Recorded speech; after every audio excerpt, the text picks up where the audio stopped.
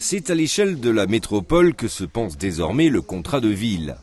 Le contrat de ville, c'est un vaste plan d'action sur plusieurs années qui vise à améliorer la qualité de vie des quartiers prioritaires, en créant de l'emploi, en améliorant l'habitat et les équipements, en privilégiant la mixité et la cohésion sociale.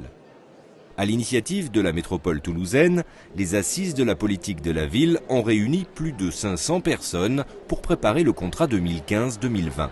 C'est une étape importante parce qu'elle permet d'associer les citoyens, les associations, tous les décideurs politiques et institutionnels au travers de ces assises métropolitaines et ainsi considérer que la politique de la ville est une politique publique prioritaire dans ce secteur et je m'en félicite avec un objectif de signature du contrat au 30 juin 2015. J'ai souhaité qu'il y ait ces assises de la politique de la ville pour que toutes celles et ceux qui travaillent sur ces sujets depuis plusieurs mois soient autour de certains thèmes, soit autour de tel ou tel quartier, puisque nous avons 16 quartiers concernés dans la métropole toulousaine, se retrouvent pour partager avant que l'on passe à la phase finale de rédaction du contrat de ville, qui sera la feuille de route qui va nous engager tous pour 5 ans.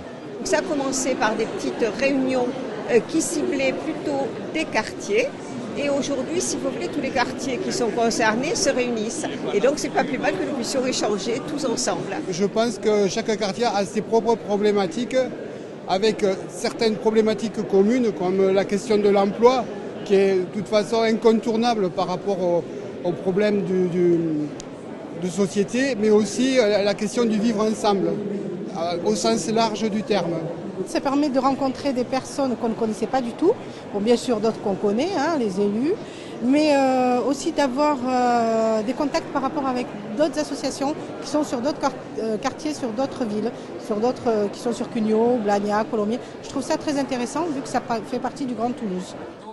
4 communes sont effectivement concernées par ce nouveau contrat de ville. C'est donc à l'échelle de la métropole que la nouvelle loi situe les enjeux, notamment pour la politique de l'habitat, avec une volonté de répartition des logements sociaux sur les 37 communes de l'agglomération. Autre critère imposé par la loi, la participation des citoyens à l'élaboration du contrat de ville.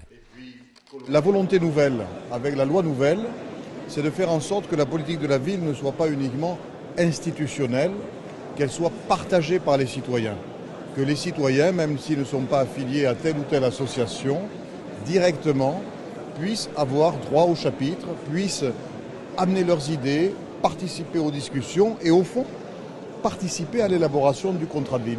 C'est la matérialisation de la prise en compte d'un certain nombre d'avis.